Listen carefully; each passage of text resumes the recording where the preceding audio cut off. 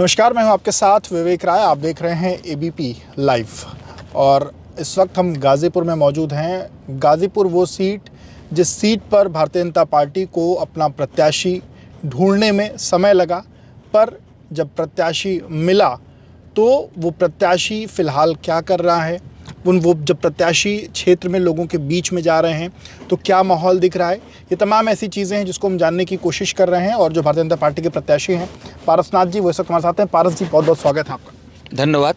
पारस जी, ticket मिले लगभग 2 हफ्ते से अधिक का वक्त हो चुका, लोगों के बीच में जा रहे हैं, क्षेत्र में जा रहे हैं, क्या चीज़ें, क्या माहौल, क्या दिख रहा है आपको? अप्रत्याशित समर्थन मिल रहा है, लोगों का स्नेह मिल रहा है, लोगों का प्यार मिल रहा है। मुझे इसकी भी कल्पना नहीं थी कि मैं तो प्रत्यक्ष चुनाव में पहली बार आ रहा हूँ। इसके पीछे तो ऐसा नहीं है कि ऐसा कोई गांव नहीं है जहाँ मेरी मोटरसाइकिल अनेक सामाजिक कार्यों में गई है बाइक से, लेकिन प्रत्याशी में पहली बार घोषित किया हूँ। भारतीय जनता पार्टी ने घोषित आपका किया। सामाजिक जीवन के बारे में जानना चाहेंगे। ये जो सामाजिक जीवन, क्योंकि आपने कहा राजनीति में पहली बार आप उतरे हैं, पर इसके पहले सामाजिक कार्यकर्ता के तौर पर आप काम करते रहे। राष्ट्रीय स्वयंसेवक का स्वयंसेवक हूँ और अनेक जिला कार्यवाह रहा, विभाग कार्यवाह रहा। अनेक बार चुनावों को तो मैं ठीक से देखा हूँ। चुनावों की व्यवस्था तो बस लड़ मात्र रहा हूँ, व्यवस्थाएं तो पूरी देखता था मैं। संघ में प्रॉपर ट्रेनिंग हुई है चुनाव लड़ने की? हाँ, इसमें ठीक से हुई है। और ये तो ऐसा संगठन है ना कि कार्यकर्ता को कह देता है भाई अब तुमको ये काम करना है, ये काम करो। तो जो काम के दायित्व मिल जाता है वो काम करना है। आज दायित्व मिल गया है कि चुनाव लड़ो, तो मैं आ गया मैदान में। पर ये अप्रत्याशित नहीं है, मतलब आपको अचानक से चुनाव लड़ना, मतलब आपने कभी सोचा था आप गाजीपुर लोकसभा का चुनाव लड़ेंगे? और ये तो मैं कभी नहीं सोचा था, सभी ने सोचा था, लेकिन ऐसा संगठन है ये कि कब क्या कह देगा कि ये काम करो, वो काम करना पड़ता है।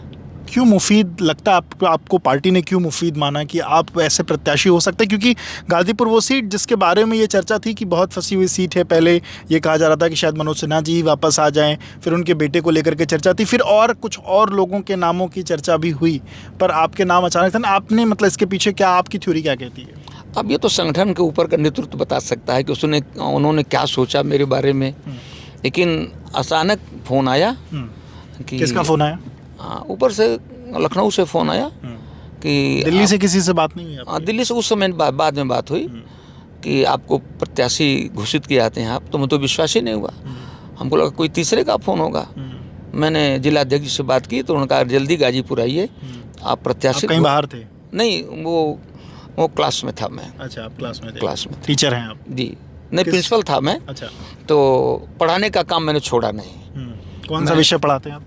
मैं हिस्ट्री और संस्कृत 2 विषय पढ़ाता हूँ, हिंदी भी पढ़ाता हूँ। हिंदू विश्वविद्यालय का स्नातक हूँ, तो हिंदी और संस्कृत मेरे 2 बड़े प्रिय विषय हैं दोनों।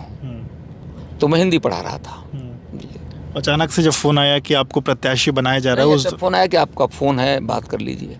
तो जिसने कहा कि आप तो मोबाइल में दिखा रहा है प्रत्याशी हो गए। हमने कहा बेकार का मेरा समय बर्बाद करो, जाओ अपना काम करो। फिर फ़ोन आया तो उन्होंने कहा कि नहीं आप, तो मैंने कहा ठीक है जिलाध्यक्ष से बात कर लेता हूँ। जिलाध्यक्ष से बात किया तो उन्होंने कहा नहीं आप गाजीपुर आइए, जल्दी आइए। तो मैं गाजीपुर आया तो उन्होंने सारी रचना चुनाव की सब कुछ बताई हमको। अधिकांश चीज़ें मालूम ही थी, लेकिन व्यवहारिक रूप से उन्होंने औपचारिक ये हमको समझाने की कोशिश की कि ये सारी व्यवस्थाएं ये हैं।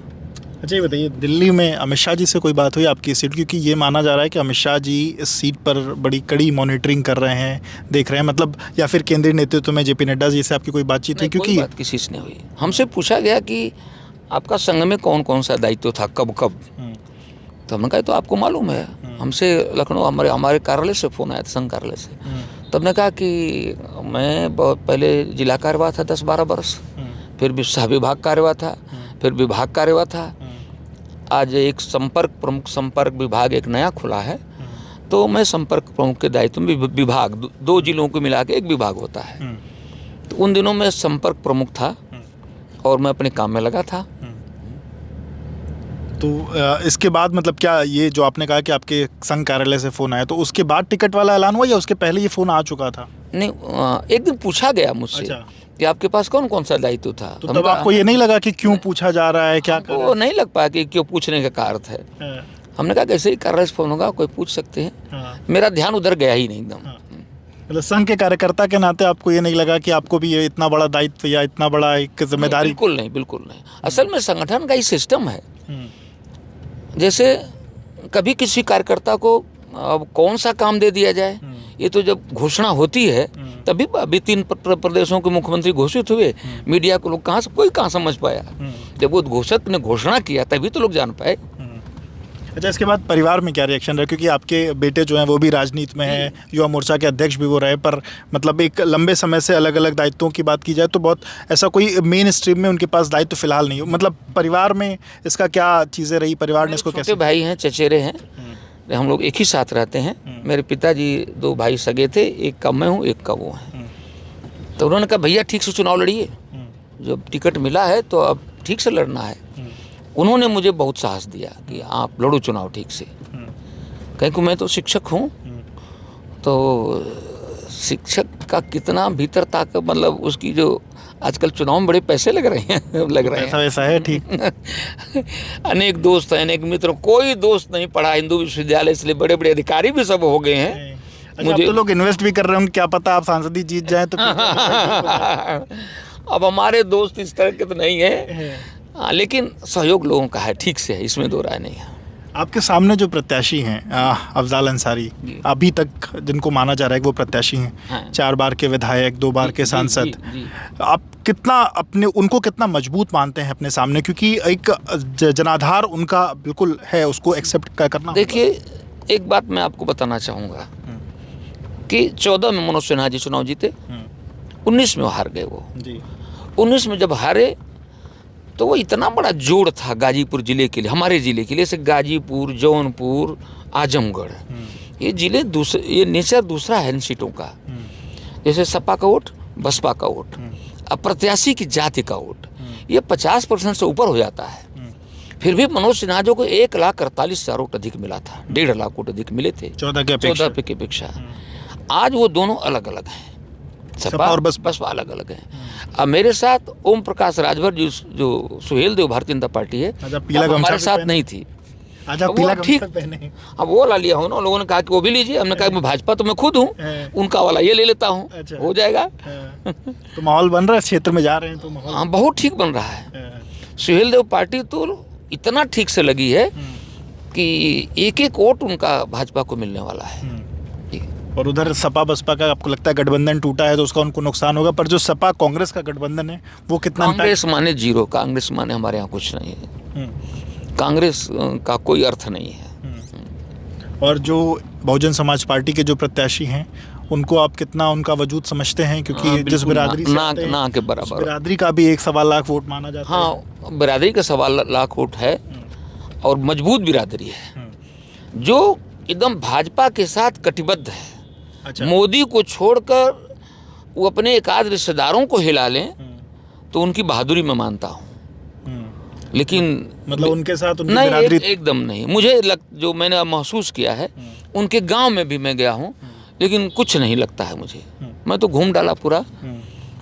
अच्छा, अभी जो चीज़ें चल रही हैं, जो मौजूदा प्रत्याशी समाजवादी पार्टी के, उनके साथ ये कहा जा रहा है कि एक केस में जिसमें फैसला आना है, वो फैसला अगर उनके विपरीत आता है तो वो शायद प्रत्याशी ना रहें, कोई और प्रत्याशी हो सकता है। मात्र 2 दिन बचे हैं नामांकन के। आप कैसे, अगर कोई और प्रत्याशी होता है या अगर कोई फैसला कुछ और आता है तो क्या समीकरण आप बनते बिगड़ते देख रहे हैं? देखिए, एक तो आपने कहा कि वो 4 बार विधायक रहे हैं, 2 बार सांसद रहे हैं, उनका लंबा राजनीतिक जीवन है, चुनावी जीवन लंबा है, लेकिन इतने लंबे जीवन में उनको एक व्यक्ति नहीं मिला जो इसको प्रत्याशी बना सके। मिली तो अपनी बेटी को मिली है, आप समझ लें। और मुख्तार अंसारी की छाया से, जो काली छाया है ना उनकी, उससे बहुत दिन तक वो परिवार अपने को नहीं अलग कर सकता है। मुख्तार अंसारी के हटने के कारण ये जिस जिले ने राहत की सांस ली, भाई साहब, राहत की सांस ली है कि कम से कम आतंकवाद का एक पर्याय इस जिले से हटा, ये स्थिति है जिले की। पर एक बार तो ये कहता है कि वो मसीहा थे। अरे मसीहा वसीहा क्या थे, अब मैं कैसे कहूँ मसीहा। आप बताइए, वो 4 बार विधायक, 2 बार आप ही ने कहा ना रहे हैं। अपने भाई की तुलना आज़ाद चंद्रशेखर, भगत सिंह और राजगुरु सुखदेव से कर रहे हैं।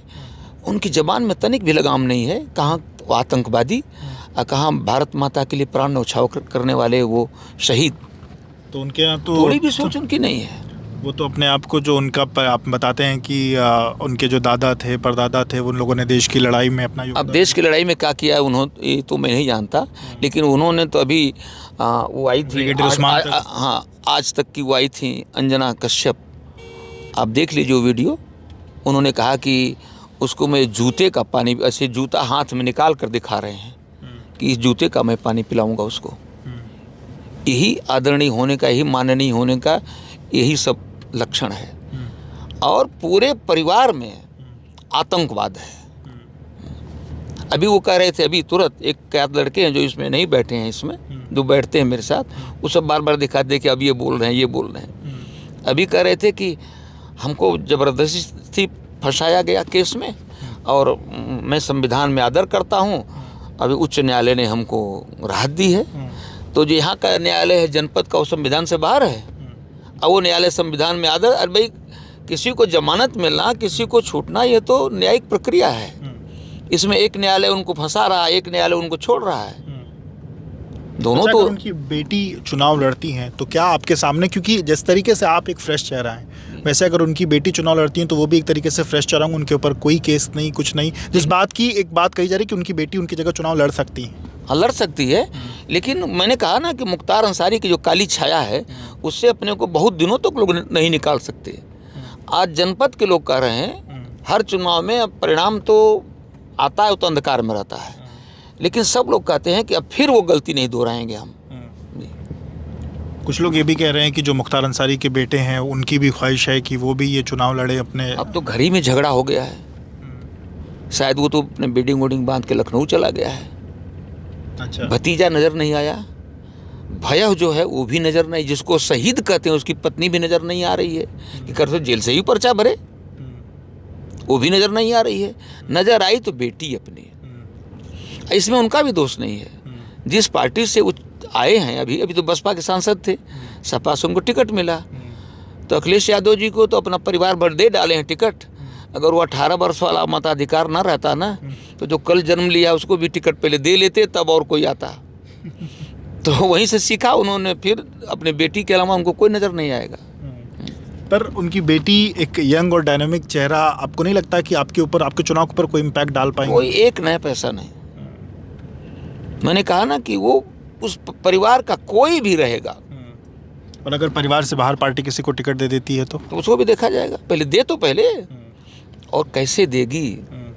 उन चंद वोटों की जो लालच है ना, वो सपा बसपा को कभी छोड़ सकती है।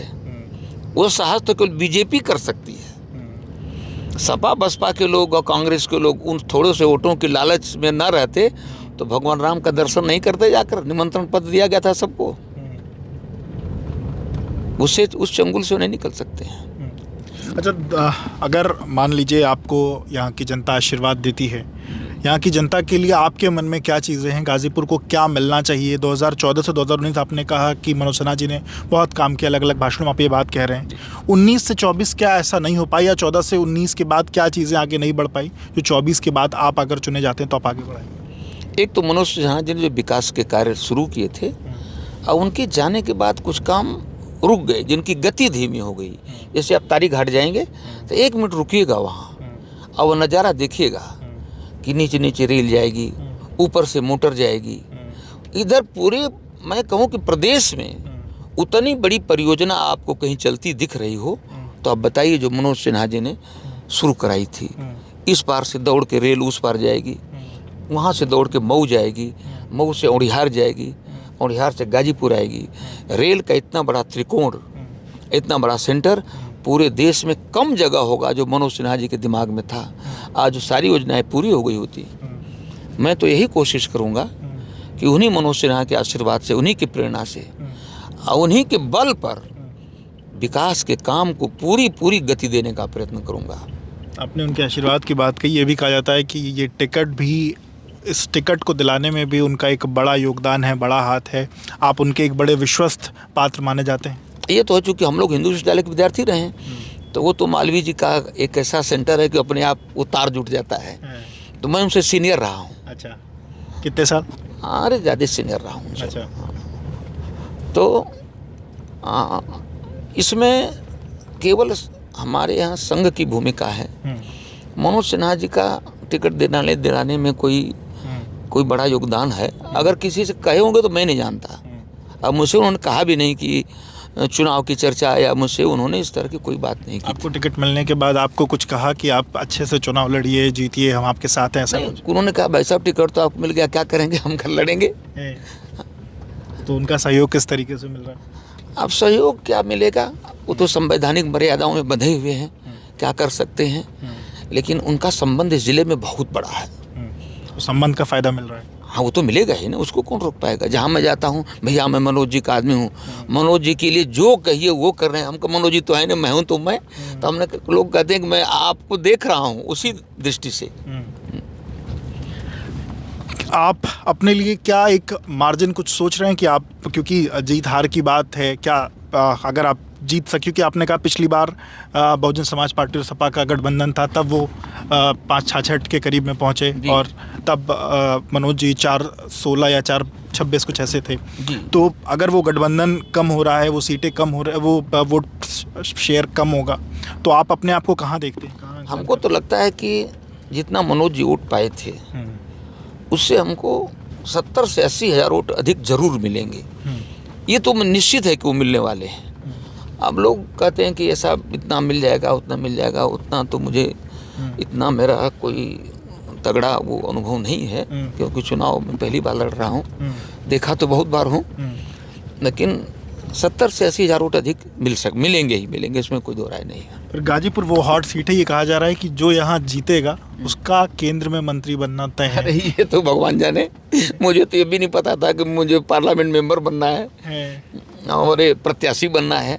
अब आगे क्या होगा इसके बारे में क्या कह सकता हूँ। जो जिम्मेदारी मिलेगी वो निर्वहन किया। बिल्कुल निर्वहन करेंगे। जो काम मिलेगा, आज तक जो काम मिला है उसको 1 नंबर का किया हूँ, कभी भी पीछे नहीं रहा।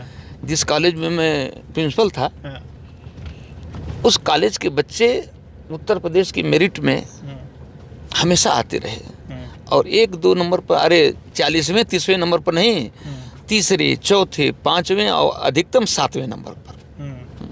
मुख्यमंत्री जी द्वारा 1 लाख रुपया और घर तक पिच रोड उन्होंने घोषणा किया है। अनेक बच्चे पाए हैं इस तरह से। जी बिल्कुल। तो आप पारसनाथ राय जी को सुन रहे थे, जो फिलहाल टिकट मिलने के बाद लोगों के बीच में पहुंच रहे हैं, और उसी बीच में उन्होंने हमको भी समय दिया है और अपनी जीत को लेकर के आश्वस्त हैं। उनका मानना है कि पिछली बार इस सीट पर जितना वोट भारतीय जनता पार्टी के प्रत्याशी को मिला था, उससे 70 से 80 हज़ार वोट अधिक पाकर वो सदन में अपनी मौजूदगी दर्ज कराएंगे। आप जुड़े रहिए एबीपी के साथ।